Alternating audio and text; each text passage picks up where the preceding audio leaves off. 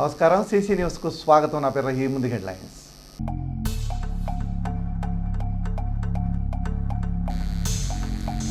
మంచినీటి చెరువులు పరిశీలించిన శాసనసభ్యులు ప్రతిపాటి 3 నెలలకు సరిపడా మంచినీరు ఉందని వెల్లడి.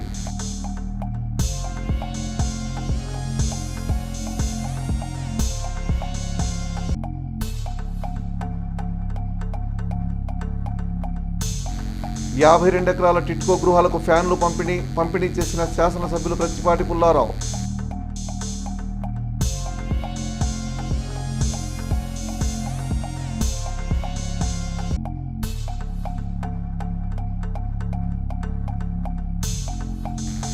నన్నపనేని కన్వెన్షన్లో జరిగిన పెడవలి అశోక్ సాయి వస్త్ర బహుకరణ హాజరైన శాసన మండలి సభ్యులు మరి రాజశేఖర్.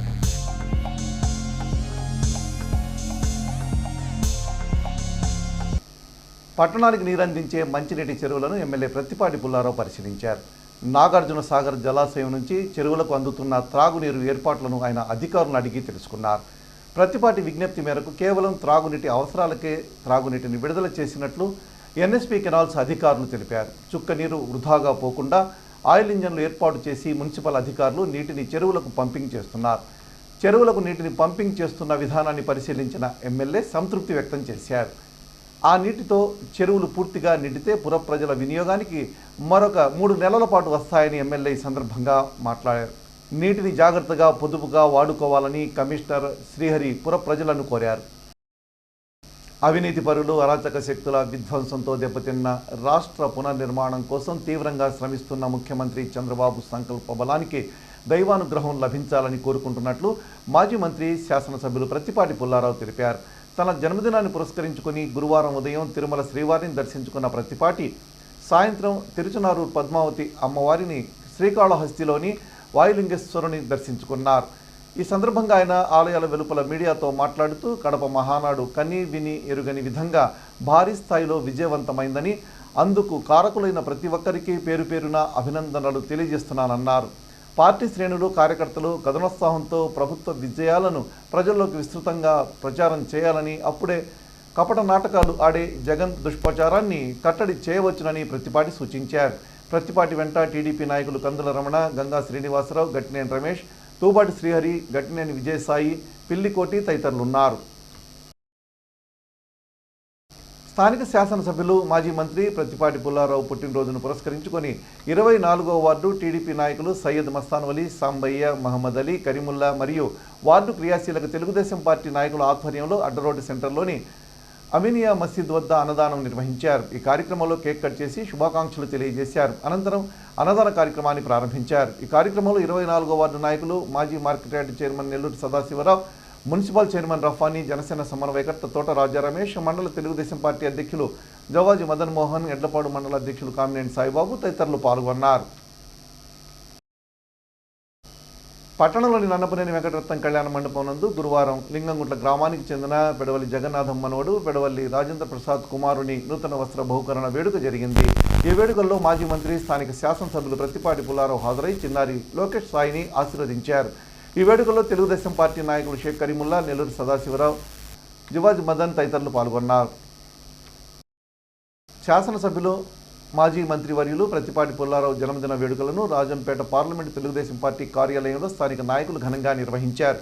తెలుగు యువత ఆధ్వర్యంలో నన్నపనేని హరీష్ ఏర్పాటు చేసిన జన్మదిన వేడుకల్లో మానవ వెంకటేశ్వర్లు, షేక్ కరీముల్లా కేక్ కట్ చేసి ప్రతిపాటి పుల్లారావుకు జన్మదిన శుభాకాంక్షలు తెలియజేశారు.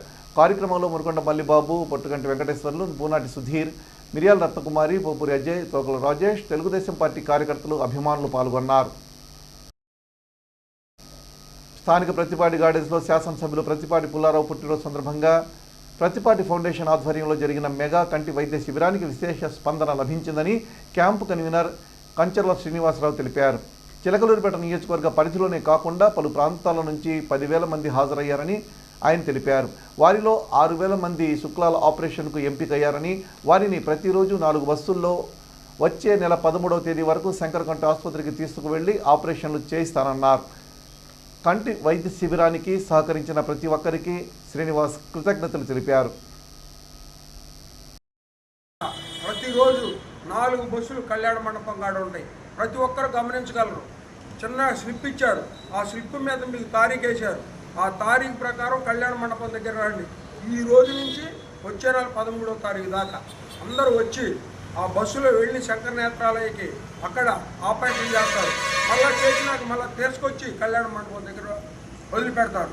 మీరందరూ కూడా కన్ను జాగ్రత్తగా ఉంచుకొని మరలా టెస్టింగ్స్ జూలై 12వ తారీఖున కళ్యాణ మండపంలో ఉంటాయి. కావున ప్రతి ఒక్కరూ కూడా తమ ఆరోగ్యాన్ని జాగ్రత్తగా, ఆడవారైతే పొయ్యి దగ్గర పోకుండా ఉండాలి, మగవారైతే బీడీ దాక్కుండా ఉండాలి. ఒక నెల రోజులు పథ్యం పాటించాలని మరీ కోరుకుంటూ ఇప్పటివరకు కొన్ని వేల మందికి ప్రత్తిపాటి పుల్లారావు గారు ఈ కార్యక్రమాన్ని నిర్వహించడం జరిగింది. ఎక్కడా కూడా చిన్న ఇబ్బంది లేకుండా మేము పుల్లారావు గారి ద్వారా పనిచేయడం జరిగింది.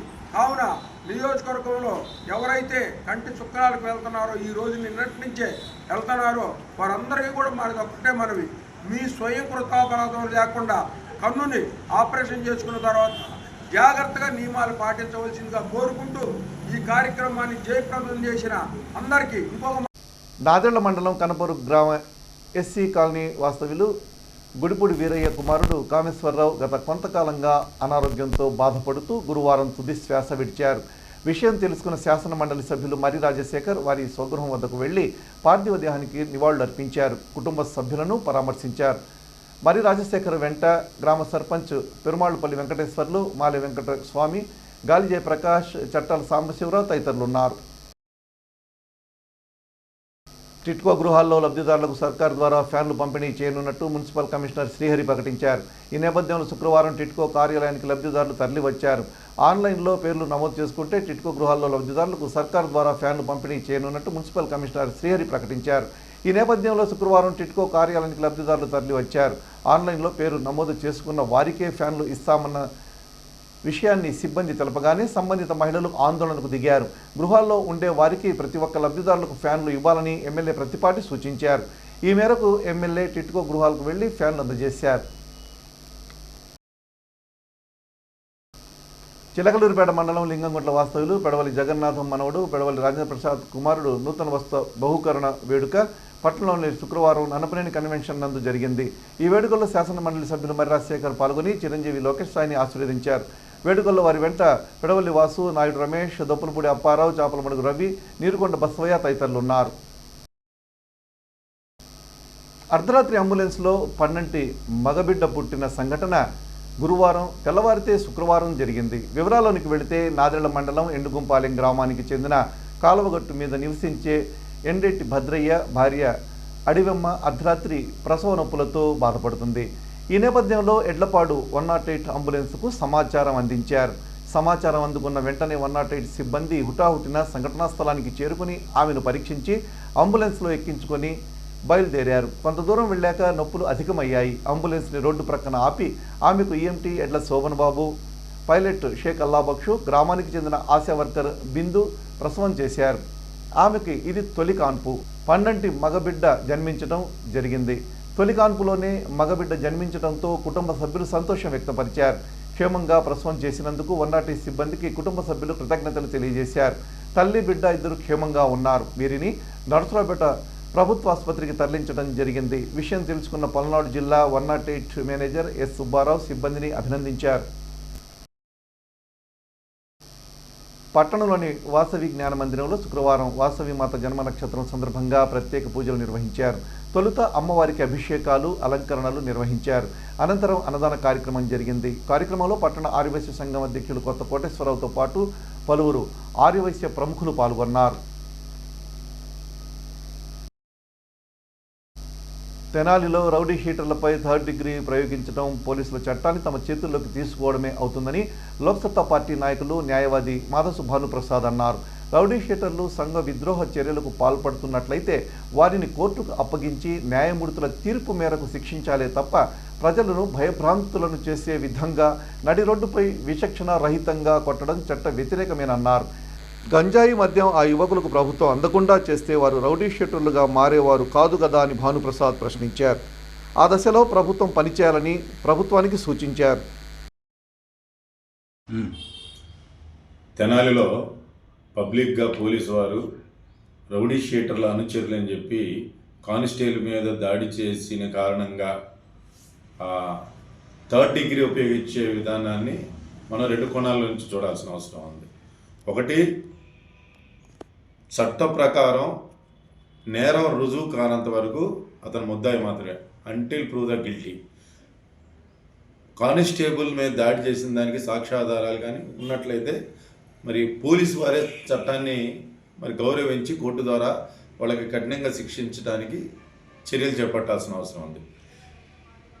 ఈ ముగ్గురు ఎవరైతే ఉన్నారో రాజకీయాన్ని ప్రభావితం చేయగలిగినటువంటి వారు అయినట్లయితే, సహజంగా మనం చూస్తున్న ప్రజాప్రతినిధుల పక్కన ఉండేటువంటి వాళ్ళు కూడా పోలీసుల మీద కొన్ని సందర్భాల్లో కానిస్టేబుల్ మీద అగ్రెసివ్గా వెళ్ళటం అనేది చూస్తూ ఉన్నాం. మరి అటువంటి వాళ్ళ మీద కూడా ఈ రకమైన చర్యలు తీసుకునేటువంటి సాహసం చేయగలుగుతారా? రెండోది, ఈ గంజాయి మత్తులో జరిగింది అంటున్నారు కాబట్టి ఇది ఒక తెనాలికి సంబంధించిన అంశమే కాదు, చిలకలూరుపేటలో కావచ్చు, రాష్ట్రం నలుమూలల ఇటీవల కాలంలో గంజాయి అమ్మకం కానీ కొనుగోలు వాడకం అనేది బాగా పెరిగిపోతుంది. కోర్టులో కూడా చాలా కేసులు నమోదవుతున్నాయి. గంజాయి, మద్యం, డ్రగ్స్ వీటి కారణంగా నిత్యం నేరాలు జరుగుతున్నాయి అనేది మనందరికీ గణాంకాల ద్వారా తెలియజేస్తూ ఉన్నాయి. మరి వీటిని నియంత్రించడానికి ప్రభుత్వం కానీ పోలీసులకి ఎక్కడెక్కడ ఎటువంటి చర్యలు చేపడుతున్నారు? ఇప్పటికైనా ఇది ఒక అంశంగా తీసుకొని పబ్లిక్ ప్లేసుల్లో నిరంతరం ఈ మద్యాన్ని సేవించడం కానీ, గంజాయిని సేవించడం కానీ, డ్రగ్స్ వాడకం మీద పటిష్టమైనటువంటి దాన్ని నియంత్రించడం కోసం కార్యాచరణ ఏమైనా రూపొందించగలుగుతారా? కేవలం ఒక కానిస్టేబుల్ మీద జరిగిన దాడిని మాత్రమే కాదు, దైనందిన జీవితంలో కడుపును కొట్టినటువంటి బిడ్డల చేత ఈ డ్రగ్స్ వల్ల, గంజాయి వల్ల, మద్యం వల్ల నిత్యం వేదన అనుభవిస్తున్నారు, నరకయాతనని చూస్తూ ఉన్నారు. కన్న తల్లిదండ్రుల మీద దాడి చేస్తున్నారు ఇటువంటి మత్తులో ఉన్నప్పుడు. అంతేకాకుండా కట్టుకున్నటువంటి భార్యని రోడ్డుకి ఇచ్చేటువంటి పరిస్థితులు మనం చాలా చోట్ల చూస్తూ ఉన్నాం. కాబట్టి ఇది ఒక సామాజిక సమస్యగా గుర్తించి ఇప్పటికైనా దీన్ని నియంత్రించడం కోసం రాజకీయ పార్టీలు, స్వచ్ఛంద సంస్థలు యువతని భాగస్వాములు చేసి ఎక్కడైతే ఇటువంటి అక్రమంగా గంజాయి దొరుకుతుందో వాటిని నియంత్రించడానికి ఇప్పటికైనా ఒక కార్యాచరణ రూపొందించి ప్రజలకి మేలు చేసేటువంటి ప్రయత్నం తద్వారా చేయాలని చెప్పి కోరుతాం. సీసీ న్యూస్ ఇంతటితో సమాప్తం. తిరిగి మరో బులెటిన్లో మళ్ళీ కలుద్దాం. అంతవరకు సెలవు. నమస్కారం.